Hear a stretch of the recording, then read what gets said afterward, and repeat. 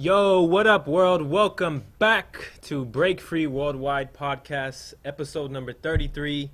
We were on hiatus for a while, but we're back with a lot to talk about. And joining me today is Break Free Creative Director, Break Free Worldwide Creative Director, Mario from the Havikoro crew. So make some noise, party people in the place to be for Mario.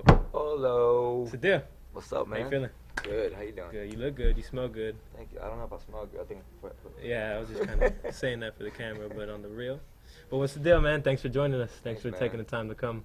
But it's been about 6 months since Has it been that long? Yeah, we did the podcast in IBE on our yeah. IBE trip that we did. But a lot has happened since Dude, then. Time flies. But I just wanted to kind of on this first episode back, just shoot it with you, and we could talk about a lot of stuff that's been going on. But maybe the IBE trip's a good place to start because that was one that a lot of people have seen. But in August we went out there, the whole worldwide team, me, you, Moy, Beast, MVP, Isaiah. We was out there, Jeffro, and it was really dope to be able to enact a break free experience in the middle of the IB festival. So shout out to IB, shout out to Tyrone, Mario, the whole IB staff, and that was a great experience for us. Dope time. And it was the first time I ever been there, so that's my first experience being at IB. It was super dope. Yeah. I think for me too, like in essence, what it was like us bringing H-Town, but not only H-Town, but bringing Break Free into Holland and bringing that vibe and bringing that there. That kind of is in essence like what we are. Going into 2020, what we are aiming to do at Break Free. Yeah. Like through everything that we are doing, we of course have our home base here in Houston, but anywhere we go, whether it be any of our shows, any of our activations, any of our workshops, or any of us individually as representatives going out, we're trying to bring that experience of Break Free and what it represents to places around the world. It was a perfect fit too because me being the first time there. IBE. I mean, you could take your family there. Yeah. There's a lot of kids there. There's a lot of couples. There's events going on all day. It's kind of like an amplified Break Free already. You know what I'm saying? And so, straight up. And so y'all, us going in there and doing the activation and doing our activities, it just fit in. It was perfect marriage, I think. Yeah. What was your favorite part about the trip? Man, actually, I haven't been able to hang out with the boys and everybody in a long time because of the family and business and all, but. Hanging out with everybody again, being on a trip again, being overseas, eating together, that community was probably my favorite. But that and then, the event, the actual event, like the contest that you guys did, that was really, really dope. Survival. Yeah.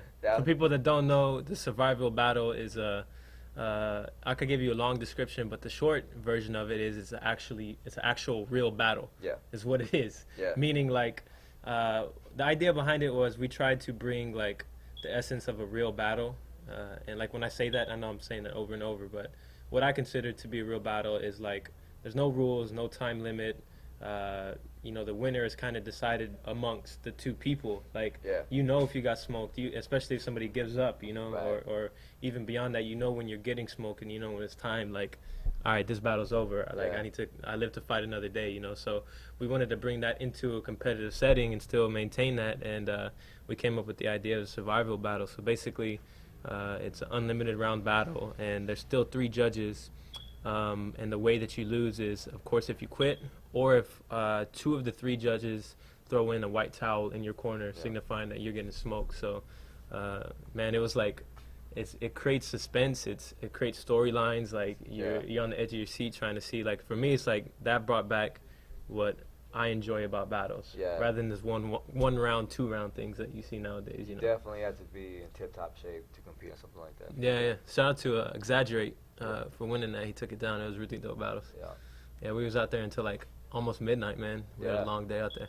With the burgers. Yeah, we cooked barbecue out there. Hot dogs, that was good. Yeah. Those were pretty good. Yeah, it was. And then shout out to our boy Felix, your roommate.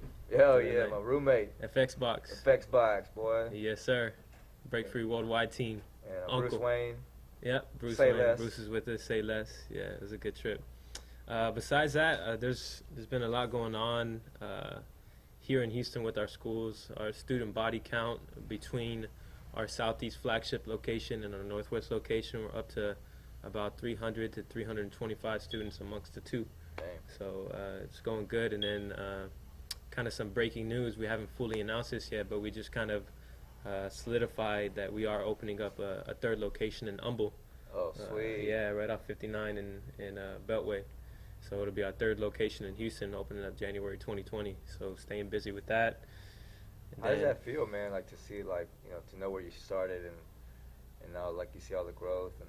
Man, it's crazy. You know how like Facebook does memories and stuff like that, right? Like I think that's dope. Like Facebook has kind of fallen off, but for me, like that's what I go to Facebook every day to check the memories because like 4 years ago I wrote this long paragraph about breaking, you know, or like 3 years ago on this day I shared this picture and like it's I was talking to my brother Palmer about this, but it's like it's funny. It's like your memory. It's like your brain. Your Facebook is your digital brain. Yeah. So like it's telling you on this day like this is your memory. So something that my brain couldn't even remember in real life, like Facebook, that's what it is. It's telling you like this is what happened on this day. It's your virtual database now. Crazy. It's crazy to think about it like that. But I always get memories about like us laying tile down and break free in the first location. Us teaching when I was mainly teaching, when Moy and I were both teaching, when Isaiah first started teaching. So like it's crazy to put, it really puts things into perspective, man, the growth. So what about from your perspective, like seeing like it from 20, even before 2011, like just you being one of the founder members of HK and seeing it grow into what it is now, and how it's like break free is separate from Havikoro, but at the same time it's not. You know, it's embedded. Everything is interconnected. The members from Havikoro are man, active members of Break Free and whatnot. And I don't know. It's all man. Sometimes I just gotta pinch myself because I can't believe all this happened, man. Like all the traveling and the accolades and the recognition, and then you know everybody like you know watching you grow up and then you turn into the leader that you are. Like, it's just, dude, I can't believe it, man. Like, it's awesome. But I'm so proud of it, though. I'm so proud of being a part of that movement, part of this group that's grown into this. And I just know that there's still more. There's still more that's going to happen, man. It's just like we're just, you know, getting to that point where it's about to tip, you know? Yeah. Shout out to the tipping point. Tipping with David. Boy, Dave, yeah. But I think that's another exciting aspect is like, of course, like with the end of the year and like everybody with their New Year's resolutions, but the truth is like when in the last 2 months of the year, November, December, it's always a time for introspection and looking back to things in retrospect. So I'm excited about 2020 and the further developments that's going to happen, even with you personally, even with like HK, even with Break Free. Like I think it's all at a good point right now. Another good thing to talk about might be the bout of the year experience with Havikoro. Oh, yeah. I know you didn't go, but... I didn't go, but I was living vicariously through the videos through you guys. How was it from your perspective, you know, seeing HK and, like, what you bleed I mean, up there? So, you know, comparing it to the first time we went, you know, going out there, you're nervous. It's the first time you're, like, performing in that big of a crowd. I mean, there was like 9,000 people or something like that, or more. I think the attendance was 7,000 there. Yeah. And so, and then the group gets invited back, and of course, you know, we want the young guns to go out there and perform, and you know, you're nervous because you're going up against people who dance for a living. Like they wake up, they go to work, they're dancing, and some of our guys have jobs. You know what I'm saying? Yeah. Like, you know, you dance for a living, but yeah. But the other guys, you know, they go work, and got so kids. they got family, they got careers and stuff, and so I was kind of nervous for them. I was like, man, can they pull this off? Because, you know, it's a different animal, man. Like back in the day, you know, a lot of us were still in school trying to dance, all this stuff, but now it's like you got people that dance, and then you got people that just kind of do it, you know. And but man, I was at home, and I was watching the video, and I was watching y'all live, and dude, I was just impressed, man. Like y'all pulled it off, man. I was there, and I had a big old smile on my face. And I was like, damn, they look good. You know what I'm saying? So I was super, super proud. But then that smile turned into what whenever those hands pointed the other way? Well, I'm talking about the show. I'm talking about the performance. Yeah. When I saw the battle, I thought y'all got that, man. Honestly, I thought y'all won. I thought y'all were the better dancers, obviously, more original. And what's crazy is the two people that voted for y'all were the older dancers that knew where a lot of that movement was coming from. You know what I'm saying? Yeah. So that was the experience thing, the experienced judge. You know. Yeah. They knew who really won that battle. But win or lose though, y'all went out fighting, man, and y'all caused y'all made a lot of noise for the group, and I'm still proud of it. You know what I'm saying? Yeah. Like, I'm still like super proud. And I'm As like, long as it made you proud. Yeah. Papa. Yeah. Yeah, I was super proud, dude. I was like, damn, they killed it over there. All y'all killed it. I surprised myself too, man. Cause like the honest truth about everything is like once we got the invitation, it was like it wasn't a definite yes right away. There was reservations just off the fact that For you? for everybody, Oh, I think, okay. for everybody, just off the fact that like it's we're not on a dance tip like as close as we of course used to be in like a competitive tip, but like after all, I think those like the process of that is like an interesting thing in general. Like it shows the human condition or like how we can process things. It's like the initial reaction is like, man, I don't know because of this and this and this, Right. but at the end of the day when we look back at things we can say like, nah, it should have been a for sure thing right away. Right. Just off the simple fact like we weren't going out there to win. We weren't. I mean, I lied. We did go out there to win. I hate when people say that. I just said that myself. Yeah, you want to win. No, what I'm trying to say is like the number one priority was for us to make a statement. Yeah. Like it's to tell our story. Right. And then besides that, winning. Yeah, we want to win. Yeah. I think it just depends member to member too. Like Yeah. some people have, but that's the beautiful thing about HK too, and I think that's what HK is known for is that everybody is different and personalities clash and then like. Because that would be a whole nother podcast is talking about the process of the show and arguments and Oh, God. yeah, like all the times of building that. That's an interesting subject. I remember I went to one of their practices, and I was like, yeah, I'm gonna go check it out. And so I get just make sure you check it out, give us critique, give us some feedback. And like, all right, they couldn't get the radio to work. I couldn't find the song. There was like, some of y'all might have seen like the downtown park that Palmer mostly practices in. It's on his IG. Like you see the skyline right there. Like we did a lot of practices there.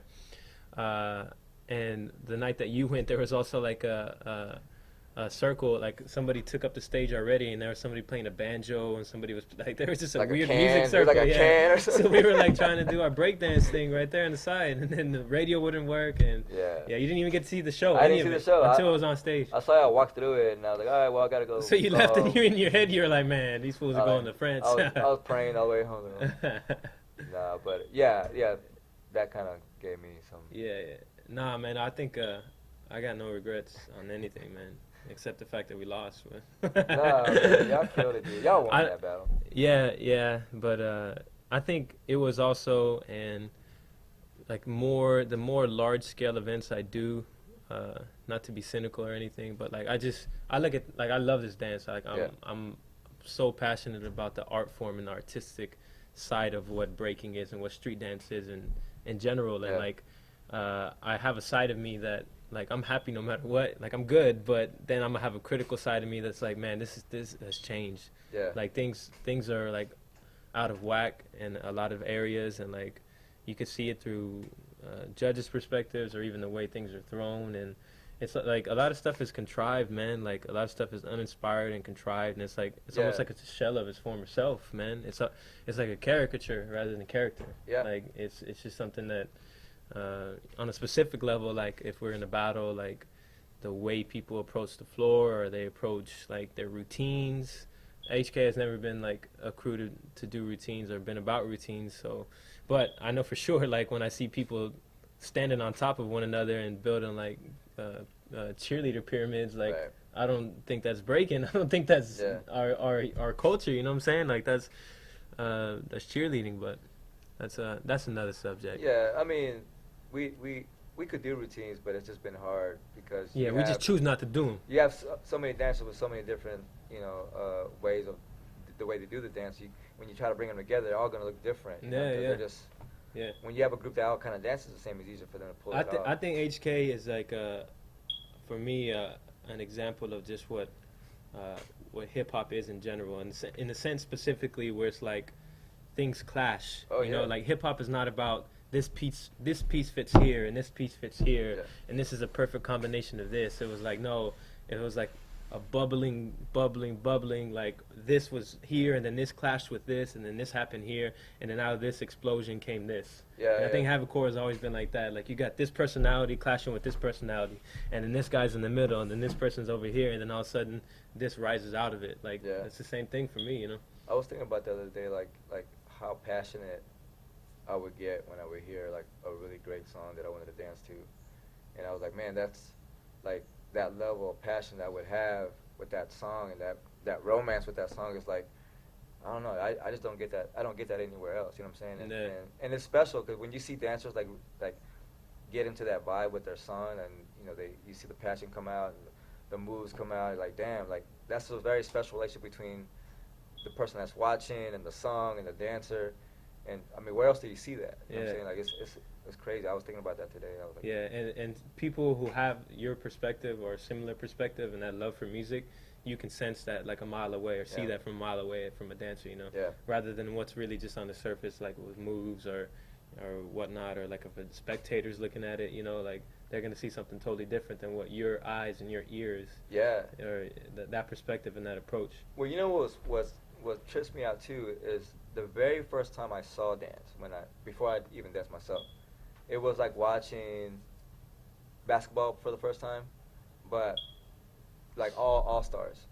So the very first battle I saw was all the elite dancers from Houston battling each other, you know, and that's the first time I ever seen it, and I was like, wow, this is amazing. And then when I would go see somebody else, they didn't compare to the people I saw the first time. So I had like a measuring tool. It's like it's supposed to look like this because that was exceptional. And everyone else that I heard was dope. Well, they weren't as dope as the guys that I saw, you know. But I ended up meeting those guys and being their friends. And one of them actually moved in with me and ended up teaching me how to dance. His name was Ulysses. Shout out to Ulysses. Triple OG from Houston. Ulysses S. Grant? Nah, Ulysses Vasquez. But when I first saw them, and those guys, it was his cousin, Ulysses, and Nani. Remember Nani? Yeah. No. From I've heard the name, but I've never met him. Chaos. He's the one who started Chaos and all that. Oh yeah. Yes. Yeah. So he was a freestyle dancer. I mean, he was b-boy and then turned freestyle dancer. But I saw them battle, and those were the first people that I saw that exposed me to the dance at a very high level. Yeah. But it left an imprint in me, and I used to mimic the way their character and their patterns. I just took that with me, and when I went to go practice, I would do the same thing that they did and approach the battle like the way they did. And then I learned other things along the way, but they're the ones who kind of set it off for me, man. Yeah, that's interesting because I had a thought the other day of thinking about like how like the world in general is, but like how it relates to dancing and like me and our students here at Break Free and seeing like how they are and how they've differed over the years and the type of like youth in 2019 versus youth in 2008 versus youth in 1995. Like it's constantly changing and evolving, you know. And I think a lot of it, like nowadays, is there's of course more information than ever available, like at the snap of a finger. And it's fast. So that can cause misguidance and like a sense of being overwhelmed versus like if you go to the 90s. This is a good, for me, when I was thinking about this, I was thinking about like people talk about golden era 90s or like how it is now and how it's changed. I just think in the 90s and 80s, 70s, of course, like you were more prone to like get inspired by something, the first dancers you saw, and like that's what you zoned in on. Yeah. And like you had other outside influences, but it wasn't like, okay, you saw these dancers and then you could go on YouTube and then you see this dancer, and this dancer, and this dancer. Yeah. In a way, like there's pros and cons to it, I think. You know, like you were able to get your influence and like, man, that's my standard, that's my school. Like I'm gonna learn from that, you know. Nowadays it's like even with some of our students I see it, like they can come here and they can learn but then they can go home and get influenced by something on YouTube, which in a way could either corrupt or enhance. It just depends. Like it can either corrupt or enhance the teachings that I've taught to them and laid upon them. It really varies case by case, but I think that's like people aren't really hip to that fact or really have thought about that in the sense of like, you know, again, it's just games of pros and cons. Like, is the student, is the youth, is the kid, or even the adult, are y'all going to be able to take all this information and digest it properly, or is it just gonna like convolute everything and make everything worse? You know, that's an interesting observation, and now that you mentioned that, I do see that in the younger generation because back in the 90s we didn't have a lot of distraction, right? So we would, like you said, we would zone in on one thing, like a pattern or a characteristic or a style, and we would kind of just master that and then move on to the next. Yeah. And then we would archive that, and we would have a lot of movement that we would know, Based off but of we that. would master it all. Like Mm. it was like a Colt 45. It was a simple Colt 45, but it was a sexy ass Colt 45. You know what I mean? Or And now, doing it left, doing it right, Right, doing it in flipping it, circles, reverse, doing yeah. it, holding your knee, doing it, yeah. and now like the kids are getting so much information that, and this I've seen this, in the past few years, that some of the movements get a little bit watered down because they don't take the time to really nourish it and really pull it Yeah, out, yeah, like yeah. marinate on it. They just want to go on to the next thing. Yeah. And so you have these styles that are kind of just like compiled with a lot of stuff, Yes. but Yeah. they don't really have like the finesse that you're supposed to have Yeah, when you really think out your movement and really do it at the right time on the right type of music and whatever. You know what I'm Yeah. saying? It's really a overused metaphor, like in a lot of different other fields. I've heard it, but like it's like fast food breaking for me. Yeah. You know what I'm saying? Yeah. Like versus a home cooked meal, like it has you can tell what ingredients is used. Right. You can tell where this came from. You can tell the feeling that was put behind this and that. But with fast food, it's like you get it, and Yeah. it is what it is. Well- And it's the same thing when I see rounds. It's like top rock, go down footwork, freeze power. Right. And if from a judge's perspective, it's like, oh, well, this guy did a lot more footwork than him. Right. He was more all around, and so I think this guy wins. And Right. that's like takes away the whole like intangible aspect of what this dance is based off of. Yeah. And, like, Yeah, and I think the byproduct of that will be like just doing a whole lot of nothing. yeah, You know, yeah, it's not nothing, but it looks like it because they don't know when to really execute it properly. yeah. But Or borrowed movements. Exactly. I've done this game before, like in my head, like I've watched footage and I've watched rounds, and I'll be like, all right, I'm gonna notify myself when I see an original move, and like I watch an entire round, and like there's I see rounds and rounds go by, I don't see one original movement. Yeah. Like it's all it could be executed great, and it could all be like really dope and amazing, but it's something that's all like been done before. Right. And coming from a school like Havikoro of dance and all of all our lineage and people who taught us and taught you, like we've always heard originality is first. You have to develop your own style. That's what this is all about. So Yeah, I've always compared it to language, right? So like, if the song is asking you to whisper, whisper. If the song is asking you to be loud, be loud. yeah, And then your vocabulary is like your patterns and things that you know, but you got to know when to say what. yeah. You know what I'm saying? And Yeah, it goes with timing, the song. Yeah. and And cadence and cadence tone and tone, like all that matters, man.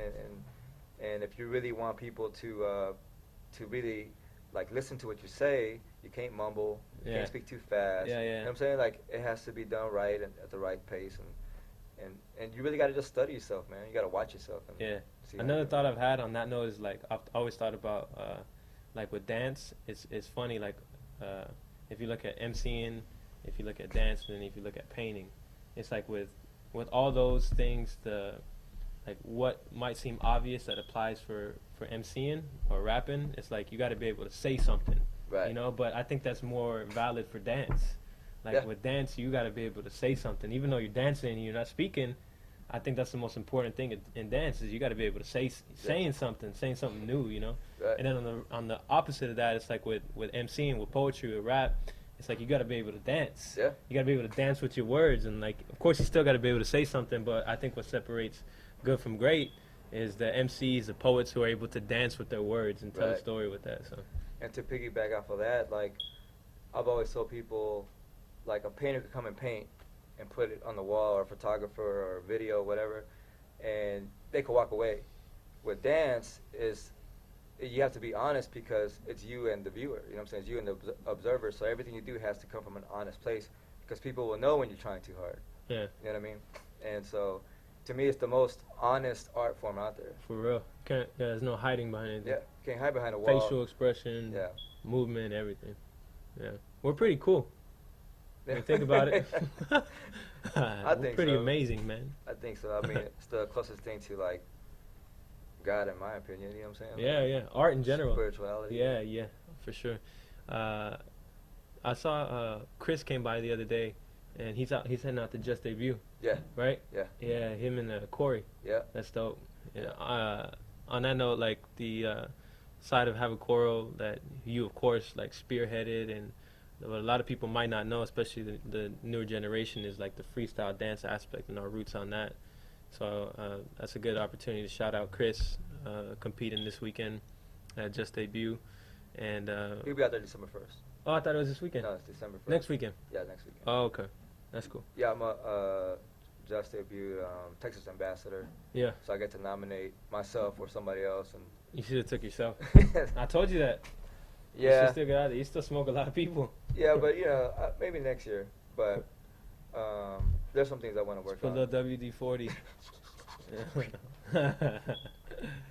Yeah, but you personally, I know you got a lot going on with your graphic design work and creative marketing, robot agency. But what else? What's on your plate? What's going down the rest of this year? For right now, I mean, I'm focusing on the family with the kids. We just rebranded Emancipation Park. So we're gonna do an unveiling on that December 8th, and just working on some new designs for the Break Free Create Your Escape gear. Hopefully that we can do that pretty soon. Talking with Moy about doing a children's book. Yep. Yeah, and like a series of those actually. Yeah. And just got a lot of interesting stuff coming up, man. I'm in the lab working, man, every day. Yeah. Trying to get stuff done, trying to launch things. But if you don't hear from me, it's because I'm just putting in that work. But you'll see it soon. Or he don't like you. Could be one of the two options. Just depends. Break Free in particular too. Like I want to shout out Anthony. I want to shout out Anthony Beast Boogie Silva. I want to shout out Be Easy, Brandon Castro, who just came on board with us. These guys, Oh, sweet. along with DJ Main Event, Gustavo Trevino, our photographer, Gravity, B-Boy Gravity from the Monster Energy Breakers. They're out in LA right now, doing a monster retail hit, or what we call Break Free Live. So if you've seen us, like some of our team travel around the country in a van, or like do other shows with Monster, this is our Break Free Live program, and we've been going really hard with it, and it's just we set up and we wreck shop at these events, man, and get the party popping, and they're about to kill it over there at the LA car show, and they're actually pulling the mission. They're going over there, flying back, then after Thanksgiving going back to LA, and then going to Chicago. So it's a whole tour. And then Art Basel, I think, caps off the year. We've been Art Basel too. That program is growing. You guys are killing it, man. The Monster Squad is Yeah. strong, dude. Yeah, and they just took the title down at Super Break in Japan. I think you saw that. Yeah. It was a team of Pocket, Zeku, Moy, Box, and Jeffro. Yeah. And this weekend at Freestyle Session, it's Box, Jeffro, and Zeku. We're doing a 3-on-3. So That's a killer squad, right? yeah, whoever's battling them, they're going for a second ring. So we already got our first, trying to go out to that second. But I think they're gonna kill it. Oh yeah, they always kill it, man. Shout out to Freestyle Session and Cross. Cross One, dude. That dude's been putting in work, man. Yeah, for you. I remember when he did I've seen him headspin live in front of my face. He could dance. Yeah, he can. A lot of people don't know that. It was actually in a hotel room. Like, we were all cypher. Like, it was at Outbreak. Rest in peace, Mex. Legendary hotel cipher. But it was dope. But a lot of stuff going on. End of the year. It's good to be back on the podcast. Appreciate you joining us. Thank you, sir. We do not have a schedule for the podcast. We are just going to go live in your area whenever we want to. And we'll be doing it a lot more. Feel like yeah, whenever we feel like it. So follow us on Instagram, Break Free Worldwide, Break Free Houston, Mario Havikoro, Jeremy Havikoro from the Break Free Worldwide headquarters in Houston, Texas. Shout out to our sponsors, Monster Energy and Houston Media Source. See you guys next time. Much love. Peace. Have you ever wanted to have your own TV show? We can make that happen at Houston Media Source. When you walk in the door, all you need is an idea. We have everything you need. Studios, cameras, lights, microphones, and more. All professional quality and state-of-the-art. Get started by attending one of our free orientation sessions every Monday at 6 p.m. at our studios at 410 Roberts near Minute Maid Park. Get more information online at hmstv.org. Make your voice heard with Houston Media Source.